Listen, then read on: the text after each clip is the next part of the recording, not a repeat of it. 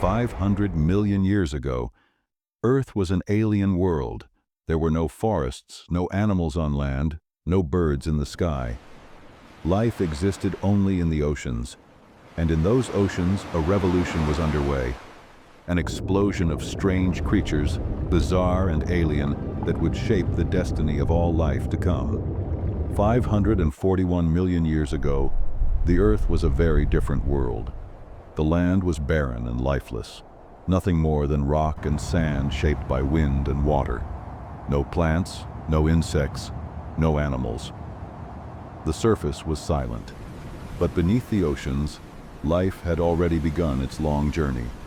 For nearly 3 billion years, it had existed only as microscopic cells. Bacteria, algae, and other tiny organisms dominated the seas. Though small, they were powerful. Through photosynthesis, they released oxygen, gradually transforming the chemistry of the planet. This rise of oxygen opened new possibilities. Cells became more complex. Some evolved internal structures, becoming eukaryotes, the ancestors of every plant, every fungus, and every animal that would ever exist. Eventually, the oceans grew richer. Multicellular beings appeared. Simple sponges clung to the sea floor, filtering nutrients. Soft-bodied animals, much like today's jellyfish, drifted gently through the currents. And in the Ediacaran seas, strange and mysterious organisms spread across the ocean floor. They were quilted, frond-like, unlike anything alive today. For millions of years, this was the shape of life. Quiet, alien, unchanging. These creatures thrived, yet they lacked eyes, shells, teeth, or claws. They lived in a world without predators, a world without fear. But something was about to change. Around 541 million years ago, evolution accelerated in a way it never had before. The reasons remain debated. Perhaps oxygen levels finally rose high enough to fuel more active bodies. Perhaps genetic innovations unlocked entirely new body plans. Or perhaps competition itself sparked a race for survival. Whatever the cause, the effect was dramatic. In a span of time that seems sudden in the fossil record, life exploded into diversity. Hard shells appeared, skeletons formed, eyes opened, muscles grew stronger. Creatures began to burrow, to chase, to flee. This was the dawn of the Cambrian Explosion, a revolution in the history of life. The quiet oceans were about to become crowded, competitive, and dangerous. For the first time in Earth's story, there would be hunters and there would be prey. The Cambrian seas were unlike anything the Earth has seen before or since. To step into those waters was to enter a world that seemed more like science fiction than natural history. The ocean was suddenly alive with motion. Creatures swam, crawled, and burrowed in numbers never witnessed before. They came in every shape and size. Flat, armored bodies sliding across the sand, worm-like animals twisting through the sediment, and swimmers with fins that rippled like wings. For the very first time, life was not simply existing, it was competing. Every creature was part of a new and unforgiving game, the struggle to survive. Eyes had evolved, and with them came vision. For the first time in Earth's history, animals could see one another. They could detect predators lurking nearby, or track prey across the seafloor. This single innovation changed everything. To be seen meant to be vulnerable. And so began the endless race between hunter and hunted. Skeletons and shells soon followed. Some animals grew hard armor to protect themselves from attack. Others developed spines to ward off predators. Still others grew faster, stronger, and more agile. Every new adaptation created pressure for others to respond. The spines shimmer as The a Cambrian survival Ocean innovation. was a battlefield, but also a cradle of creativity. Dozens of new body plans emerged, some familiar, some bizarre. Almost every major group of animals alive today traces its origins back to this time. And yet, not all of nature's experiments would last. Many Cambrian creatures were evolutionary dead ends, so strange that nothing like them would ever appear again. They were life's first bold attempts at complexity, and many were destined to vanish.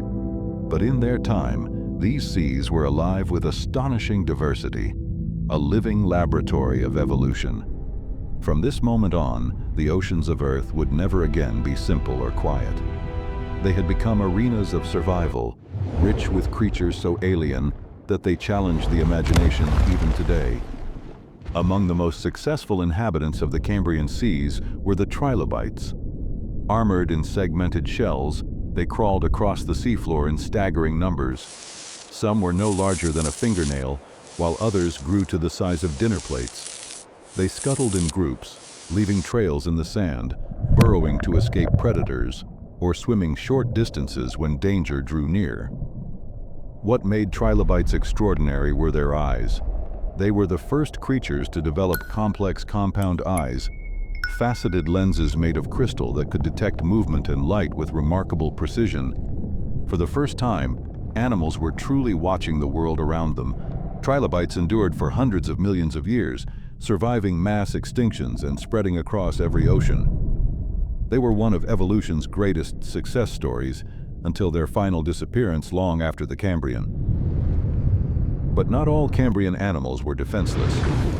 At the top of the food chain swam Anomalocaris, the first great superpredator. Over half a meter long, it dwarfed most of the creatures around it. Its body moved with elegant, rippling strokes, giving it both speed and agility. Its two grasping limbs snapped shut like pincers, seizing prey with terrifying precision. Its circular mouth, lined with serrated plates, could crush the shells of trilobites and other armored animals. And most fearsome of all were its eyes. Each was made of tens of thousands of individual lenses, granting vision sharper than almost anything else in its world. Anomalocaris was not a blind hunter. It was a seeker, scanning the seafloor for movement, striking before its victims even knew they were in danger. For the first time in Earth's history, fear had a face. To the smaller creatures of the Cambrian, Anomalocaris was a nightmare. Yet not every creature was built for terror. Some were simply bizarre. One of the strangest was Opabinia. Barely larger than a hand, it carried 5 eyes perched on stalks, each pointing in a slightly different direction. To look upon it was to see an animal that seemed designed by imagination itself. From its head extended a long, flexible trunk, ending in a claw. With this, it probed the sand, seizing small worms and drawing them toward its mouth, hidden beneath its head. Its body ended in a broad, fan-shaped tail that steered it gently through the currents. Opabinia was no great predator, yet it was a survivor, proof of the endless creativity of evolution during this time. In the Cambrian seas, there were no rules. Nature was experimenting with every form it could create. Even stranger was Hallucigenia. Small and worm-like, its body was carried on long, spindly legs that seemed far too thin to hold its weight. Along its back, sharp spines jutted outward, protecting it from would-be attackers. When first discovered, Hallucigenia puzzled scientists so deeply that they reconstructed it upside down, with its legs mistaken for spines and its spines mistaken for legs. Though it looked fragile and absurd, Hallucigenia endured. Descendants of creatures like it still survive today in the form of velvet worms, soft-bodied hunters that creep through forests, spraying glue to trap their prey. This tiny animal, once thought to be a mistake of nature, was in fact a window into one of evolution's strangest and most enduring experiments. These were just a few of the many players in the Cambrian seas. There were spiny worms, armored filter feeders, shrimp-like swimmers, and countless others whose names are barely known outside of science. Together they filled the oceans with variety, motion, and conflict. For the first time in history, ecosystems flourished. Webs of predators and prey, grazers and scavengers, builders and destroyers. This was life's first great theater, and from it would rise all of the lineages that would one day dominate the Earth. For the first time in Earth's history, animals were no longer just scattered individuals. They were part of something greater, ecosystems. The Cambrian seas were busy, crowded places. The seafloor became a patchwork of activity. Burrowers dug into the mud, disturbing the sediment as they searched for food. Grazers scraped algae from hard surfaces. Scavengers prowled for the remains of fallen animals. And predators patrolled above, hunting with sight, speed, and precision. It was in these oceans that the balance of nature first took shape. Every creature was both hunter and hunted. The trilobite that scuttled across the sand could, in the next instant, become prey to Anomalocaris.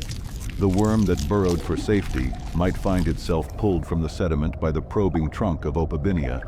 Even the smallest animals mattered, for they fed the larger ones, creating the first complex food chains. This arms race drove evolution forward at a relentless pace. To survive, prey had to adapt. Thicker shells, sharper spines, faster movement. Predators, in turn, had to grow more efficient, more agile, more cunning. Each new adaptation triggered a response. Each response sparked new innovations. The Cambrian Explosion was not just a burst of diversity. It was the dawn of interaction, of rivalry, of cooperation and competition. For the first time, life was not just existing beside life. It was shaping and reshaping itself in response to the struggles of others. The blueprint of ecosystems we know today was forged here. Predator and prey, builders and destroyers, a balance of power, delicate yet dynamic, that would define the natural world forever. The Cambrian world was a beginning. Most of the strange creatures that swam its seas would vanish, leaving no descendants. And yet, their impact was eternal. From this time onward, life on Earth had a new foundation. Skeletons, shells, muscles, and eyes. These were not temporary inventions. They became permanent features of evolution. Every fish, every insect, every reptile and mammal would inherit these traits. Even we carry their legacy in our bodies today. The Cambrian Explosion also gave rise to the major branches of the animal kingdom. The ancestors of arthropods appeared here, the group that would one day give us insects, crabs, spiders, and scorpions. The first chordates swam through these waters, small fish-like animals that would ultimately lead to vertebrates and eventually to us. This was not simply a moment of curiosity in Earth's history. It was the turning point that made all complex life possible. The web of interactions, predator and prey, grazer and scavenger, set into motion an evolutionary story that would continue for hundreds of millions of years. Without the Cambrian seas, there would be no coral reefs, no forests, no birds, no mammals. The explosion of life 500 million years ago was the spark that made our world rich and alive. Though the creatures themselves are long gone, preserved only as fossils in stone, their influence surrounds us. Every beating heart, every moving limb, every seeing eye is a gift from that ancient revolution. The Cambrian was not just the dawn of animals, it was the dawn of us all.